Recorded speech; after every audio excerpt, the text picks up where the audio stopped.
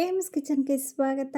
ಇವತ್ತಂತೂ ತುಂಬ ಸುಲಭ ವಿಧಾನದಲ್ಲಿ ಡಿಫ್ರೆಂಟಾಗಿ ಇವತ್ತು ಮಾವಿನಕಾಯಿನ ಬಳಸಿ ಹಪ್ಪಳವನ್ನು ಮಾಡ್ತಾಯಿದ್ದೀನಿ. ಫ್ಲೇವರ್ ಅಂತೂ ತುಂಬಾ ಚೆನ್ನಾಗಿರುತ್ತೆ. ನಾವು ಪಲ್ಸಸ್ ಚಾಕ್ಲೇಟ್ ತಿಂತೀವಲ್ಲ ಆ ರೀತಿ ಇರುತ್ತೆ. ಬನ್ನಿ ಅದನ್ನು ಯಾವ ರೀತಿ ಮಾಡೋದು ಅಂತ ನೋಡೋಣ.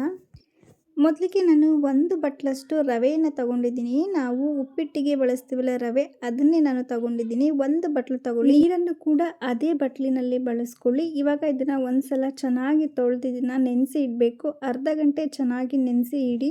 ಹಪ್ಪಳ ಮಾಡಬೇಕಾದ್ರೆ ಮೊದಲು ರವೆನ ನೆನೆಸಿ ಇಟ್ಬಿಡಿ. ಇದಾದ ನಂತರ ಮಾವಿನಕಾಯಿನ ತಗೊಂಡಿದ್ದೀನಿ. ನಾನು ಗಿಣಿ ಮಾವಿನಕಾಯಿನ ತಗೊಂಡಿದ್ದೀನಿ. ಜಾಸ್ತಿ ಹುಳಿ ಇರೋದಿಲ್ಲ. ನಾನು ಇದನ್ನು ಅರ್ಧ ಭಾಗ ಮಾತ್ರ ಸಿಪ್ಪೆ ತೆಗೆದು ತುರಿದು ತಗೊಂಡಿದ್ದೀನಿ.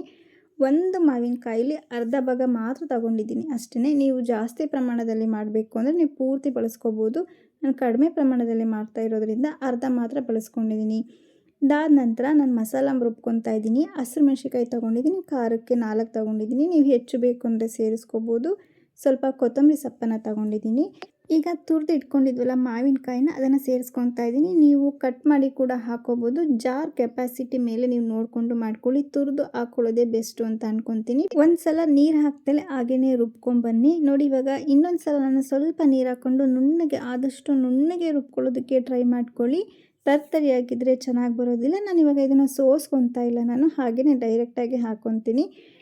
ಈಗ ರವೆ ಕೂಡ ಅರ್ಧ ಗಂಟೆ ತುಂಬ ಚೆನ್ನಾಗಿ ನೆಂದಿದೆ. ಇವಾಗ ಮೇಲಿರೋ ನೀರೆಲ್ಲ ಸೋಸ್ಕೊಬಿಡಿ. ಇದಾದ ನಂತರ ಮಿಕ್ಸಿ ಜಾರ್ಗೆ ಎಲ್ಲವನ್ನು ಕೂಡ ಹಾಕ್ಕೊಳ್ಳಿ. ಅರ್ಧ ಬಟ್ಲು ನೀರನ್ನು ಅದನ್ನು ಚೆನ್ನಾಗಿ ತೊಳೆದು ನೀರನ್ನು ಸೇರಿಸ್ಕೊಳ್ಳಿ. ಅರ್ಧ ಬಟ್ಲು ನೀರು ಮಾತ್ರ ಅಷ್ಟೇ. ಇನ್ನು ಮಿಕ್ಕಿದ ಅರ್ಧ ಬಟ್ಲು ಇತ್ತಲ್ಲ ಇವಾಗ ಸೇರಿಸ್ಕೊತಾ ಇದ್ದೀನಿ. ಟೋಟಲಾಗಿ ರುಬ್ಬೋದಕ್ಕೆ 1 ಬಟ್ಲು ನೀರನ್ನು ಯೂಸ್ ಮಾಡಿದ್ದೀನಿ. ಈ ಥರ ನುಣ್ಣಗೆ ರುಬ್ಕೊಂಬರ್ಬೇಕು. ರವೆ ಅನ್ನೋದು ನಮಗೆ ಕೈಗೆ ಸಿಗಬಾರ್ದು. ಆ ರೀತಿ ನಾವು ಚೆನ್ನಾಗಿ ರುಬ್ಕೊಂಬರ್ಬೇಕು. ಇದಾದ ನಂತರ ಒಂದು ಗಟ್ಟಿಯಾಗಿರೋ ಪಾತ್ರೆ ತಗೊಳ್ಳಿ, ಯಾಕಂದರೆ ತಳ ಹಿಡಿಬಾರ್ದು ಅದಕ್ಕೋಸ್ಕರ. ಈಗ ಮಿಕ್ಸಿ ಜಾರ್ಗೆ ಮತ್ತೆ ನಾನು 1 ಬಟ್ಲಷ್ಟು ನೀರನ್ನು ಸೇರಿಸಿ ಮಿಕ್ಸಿ ಜಾರನ್ನು ಚೆನ್ನಾಗಿ ಅದರಲ್ಲೇ ನೀರಲ್ಲಿ ತೊಳೆದು ನಾನು ನೀರನ್ನು ಸೇರಿಸ್ತಾ ಇದ್ದೀನಿ. 2 ಬಟ್ಲು ನೀರು ಆಯಿತು. ಈಗ ಮತ್ತೆ ಅದೇ ಬಟ್ಲಿನಲ್ಲಿ 3 ಬಟ್ಲು ನೀರನ್ನು ಸೇರಿಸ್ತಾ ಇದ್ದೀನಿ. ನಾವು ಟೋಟಲಾಗಿ 5 ಬಟ್ಲು ನೀರನ್ನು ಸೇರಿಸ್ಕೊಂಡಿದ್ದೀವಿ. ಈಗ ನಾವು ರುಬ್ಬಿದ್ವಲ್ಲ ಮಸಾಲ ಅದನ್ನು ಸೇರಿಸ್ಕೊತಾ ಇದ್ದೀನಿ. ಈಗ ಎಲ್ಲನೂ ಒಮ್ಮೆ ಚೆನ್ನಾಗಿ ಮಿಕ್ಸ್ ಮಾಡ್ಕೊಳ್ಳಿ. ಎಲ್ಲದೂ ಕೂಡ ಹೊಂದ್ಕೋಬೇಕು. ಕೆಳಗೆಲ್ಲ ಕುತ್ತಿರುತ್ತೆ, ಅದನ್ನು ಕೂಡ ರವೆ ಅದನ್ನು ಕೂಡ ಎಲ್ಲ ಕೂಡ ಚೆನ್ನಾಗಿ ಮಿಕ್ಸ್ ಮಾಡ್ಕೊಳ್ಳಿ. ರುಚಿಗೆ ತಕ್ಕಷ್ಟು ಸ್ವಲ್ಪ ಉಪ್ಪನ್ನು ಸೇರಿಸ್ಕೊಂಡಿದ್ದೀನಿ. ಉಪ್ಪು ನಾಲ್ಗೆ ರುಚಿಗಿಂತ ಕಡಿಮೆ ಹಾಕ್ಕೊಳ್ಳಿ. ನಂತರ ಸ್ವಲ್ಪ ಹಪ್ಪಳದ ಖಾರವನ್ನು ಸೇರಿಸ್ಕೊತಾ ಇದ್ದೀನಿ. ಹಪ್ಪಳದ ಖಾರದಲ್ಲಿ ಉಪ್ಪಿನಂಶ ಇರೋದರಿಂದ ಉಪ್ಪನ್ನು ನೋಡಿಕೊಂಡು ಸೇರಿಸ್ಕೊಳ್ಳಿ. ಇದಾದ ನಂತರ ಎಲ್ಲನೂ ಕೂಡ ಚೆನ್ನಾಗಿ ಮಿಕ್ಸ್ ಮಾಡಿಕೊಂಡು ಗ್ಯಾಸ್ ಮೇಲೆ ಇಟ್ಬಿಡಿ.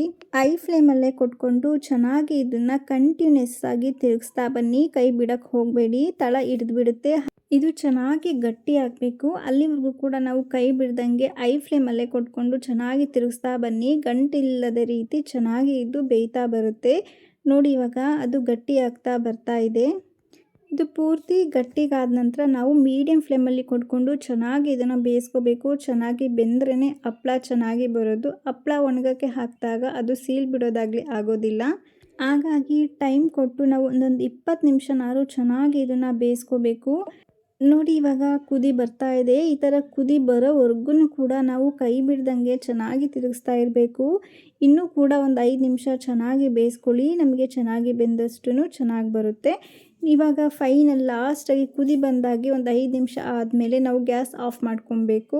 ಕೊನೆಯಲ್ಲಿ ಜೀರಿಗೆಯನ್ನು ಸೇರಿಸ್ಕೊತಾ ಇದ್ದೀನಿ. ನೀವು ಇನ್ನೂ ಕೊತ್ತಂಬರಿ ಸೊಪ್ಪು ಬೇಕಂದರೆ ಹಾಕ್ಬೋದು. ಕರ್ಬೇವಿನ ಸೊಪ್ಪು ಬೇಕು ಅಂದರೂ ಕೂಡ ನೀವು ಹಾಕ್ಕೋಬೋದು. ಚಿಲ್ಲಿ ಫ್ಲೇಕ್ಸ್ ಬೇಕು ಅಂದರೂ ನೀವು ಸೇರಿಸ್ಕೋಬೋದು. ನಿಮ್ಮ ಇಷ್ಟ, ನೀವು ಏನು ಬೇಕಾದ್ರೂ ಕೂಡ ನೀವು ಸೇರಿಸ್ಕೊಂಡು ಮಾಡ್ಕೋಬೋದು.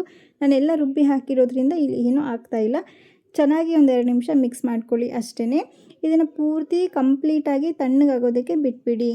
ನಾನು ಅದೇ ಪಾತ್ರೆಯಲ್ಲಿ ತಣ್ಣಗಾಗೋದಕ್ಕೆ ಬಿಟ್ಟರೆ ಅದು 1 ಗಂಟೆ ಹಿಡಿದು ಬಿಡುತ್ತೆ. ಬೇಗ ತಣ್ಣಗಾಗೋದಿಲ್ಲ ಅಂತ ಬೇರೆ ಪಾತ್ರೆಗೆ, ಸ್ಟೀಲ್ ಪಾತ್ರೆಗೆ ಶಿಫ್ಟ್ ಮಾಡಿ ನಾನು ಇವಾಗ ತಣ್ಣಗೆ ಮಾಡ್ತಾಯಿದ್ದೀನಿ. ತಣ್ಣಗಾದ ನಂತರ ನಾನು ಹಪ್ಪಳನ ಹಾಕ್ಕೊತಾ ಇದ್ದೀನಿ. ತಣ್ಣಗಾದ್ಮೇಲೆ ಹಾಕೋಬೇಕು. ನೀವು ಪಾಲಿಥೀನ್ ಶೀಟ್ ಇದ್ದರೆ, ಪ್ಲಾಸ್ಟಿಕ್ ಕವರ್ ಇದ್ದರೆ ಅದ್ರ ಮೇಲೂ ಕೂಡ ನೀವು ಹಾಕೋಬೋದು. ನಾನಿಲ್ಲಿ ಕಾಟನ್ ಬಟ್ಟೆ ಮೇಲೆ ಹಾಕ್ತಾಯಿದ್ದೀನಿ. ಹಪ್ಪಳ ಹಾಕ್ಬೇಕಾದ್ರೂ ಅಷ್ಟೇ ಜಾಸ್ತಿ ತೆಳ್ಳಗೆ ನೀವು ಹಾಕೋಕ್ಕೆ ಹೋಗಬೇಡಿ. ಜಾಸ್ತಿ ಸೀಲ್ ಬಿಡೋ ಅಂಥದ್ದು ಆಗುತ್ತೆ. ಹಾಗಾಗಿ ಸ್ವಲ್ಪ ಮಂದವಾಗಿ ಹಾಕ್ಕೊಳ್ಳಿ. ಬಿಸಿಲಲ್ಲಿ ಒಣಗಿದಷ್ಟು ಜಾಸ್ತಿ ತೆಳು ಆಗುತ್ತೆ. ಅದಕ್ಕೋಸ್ಕರ ಇಷ್ಟಿದ್ರೆ ಸಾಕು ನಮಗೆ.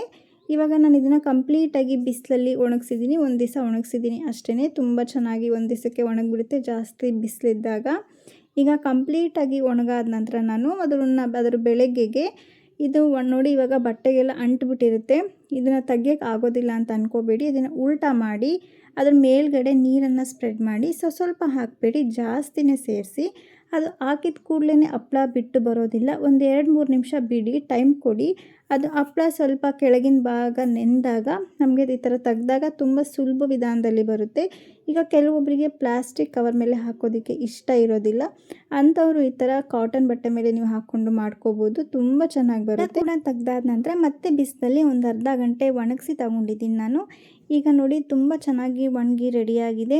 ಈ ಥರ ಡಿಫ್ರೆಂಟಾಗಿರೋ ಹಪ್ಪಳನ ನೀವು ಒಮ್ಮೆ ಟ್ರೈ ಮಾಡಿ, ಟೇಸ್ಟ್ ಅಂತೂ ಅದ್ಭುತವಾಗಿ ಬಂದಿತ್ತು. ನಿಮಗೆ ಈ ರೆಸಿಪಿ ಇಷ್ಟ ಆಗಿದರೆ ಸಬ್ಸ್ಕ್ರೈಬ್ ಮಾಡಿ, ಸಪೋರ್ಟ್ ಮಾಡಿ. Thank you for watching.